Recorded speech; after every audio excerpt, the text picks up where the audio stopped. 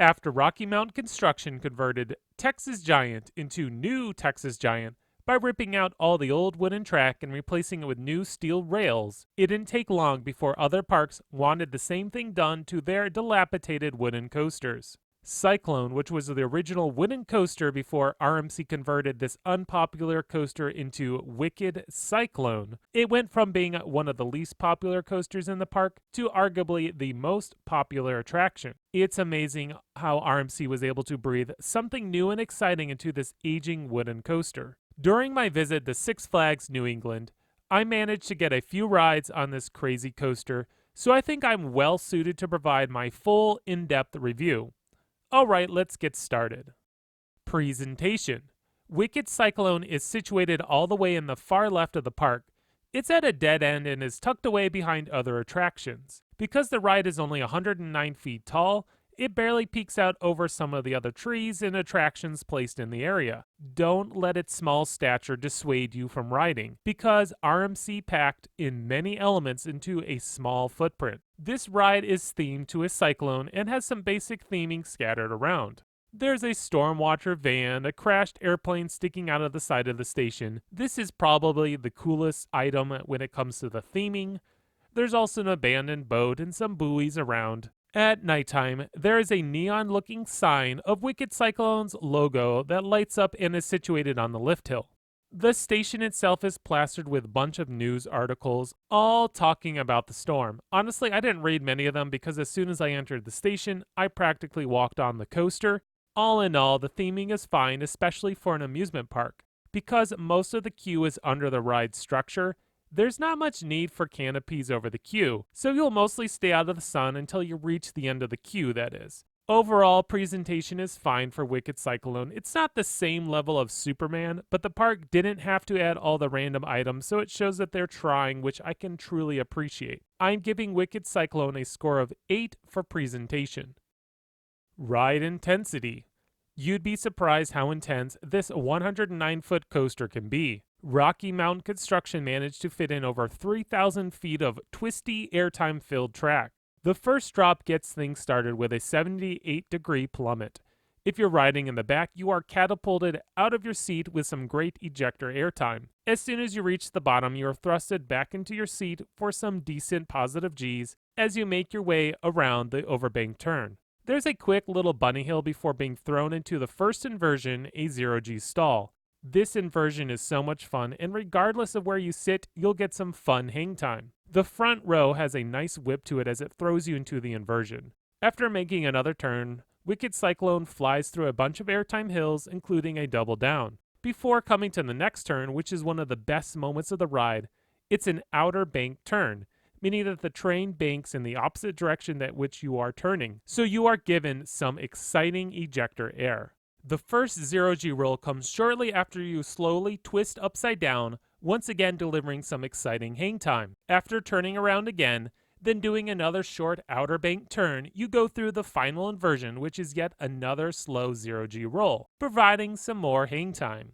This ride, in my opinion, is like a mini Steel Vengeance. The way you fly through the ride's wooden structure really reminds me of the last lap around Steel Vengeance, just on a smaller scale. Wicked Cyclone manages to throw in one more outer bank turn before sending you into a couple airtime hills, flying into the brakes. What's nice is Wicked Cyclone ends up feeling like it has a little life left in it, but honestly there's not much more it could do. So I'd say that this ride feels like the perfect length. Every element is well placed to provide the maximum level of excitement.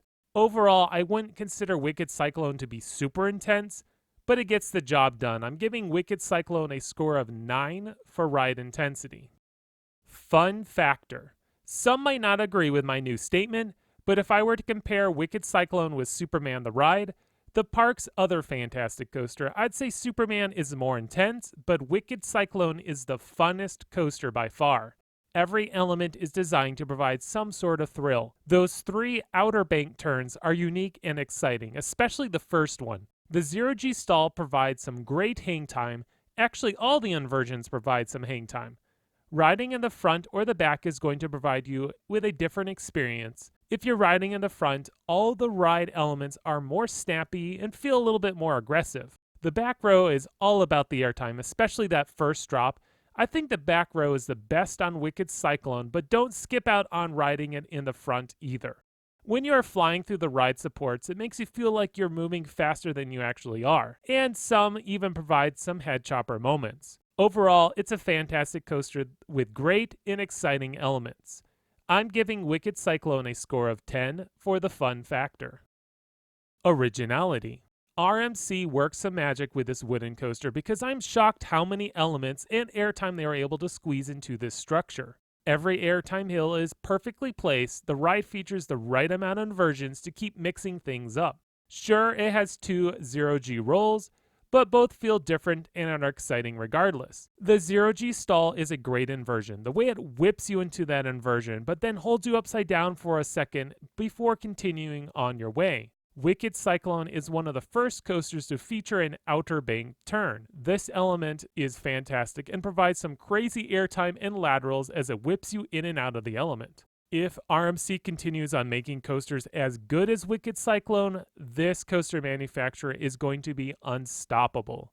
Wicked Cyclone gets another 10 rating for originality. Ride smoothness. Just like all hybrid RMCs, Wicked Cyclone is butter smooth. If there's truly one thing Wicked Cyclone has on Superman is how smooth this ride is.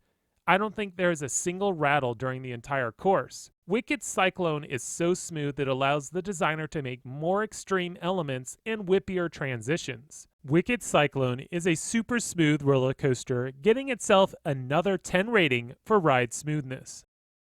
The final score comes to 9.4, which is an excellent rating. There's very little Six Flags could do to improve this coaster, which is great. It's a shame that the ride is so hidden from the rest of the park, because I'd like to get more up close and personal to get some better shots and footage of this attraction. Six Flags has wisely partnered with Rocky Mountain Construction on many projects, as these investments truly seem to have paid off. When I was standing in the exit queue, either waiting for Kara to ride or shooting some footage, I would listen in on conversations that were going on around me, and I don't think I heard a single guest saying that they disliked the ride. Everyone was clamoring to get back in line or just overwhelmed with how great the ride is. Something that I haven't mentioned yet, you can't bring your bags into the queue line, and I saw a few disgruntled guests getting turned away. You can still bring your cell phone in the queue, but it's going to have to stay on the ride with you, so make sure that it is properly secured or it's going to fly away. My personal score for Wicked Cyclone is going to be a 10. This ride is a fantastic ride and exceeded my expectations. I'm not 100% sure where this coaster ranks in my list, but I'll confidently say that it's a top 10 coaster, maybe even a top 5 attraction. What's great about Wicked Cyclone is it's not overly intense, which those types of rides seem to be less popular with a GP and more popular with coaster enthusiasts, but Wicked Cyclone has a good mix of intensity to keep everyone engaged. As I mentioned in my review of Superman the Ride, Six Flags New England has a great 1-2 punch with these two coasters, so make sure you visit this park soon and ride both of these legendary coasters. Well, thank you for watching today's review. Let me know what you think of Wicked Cyclone in the comments below. As always, please subscribe so you don't miss out on more great content coming your way by X Scream Thrills.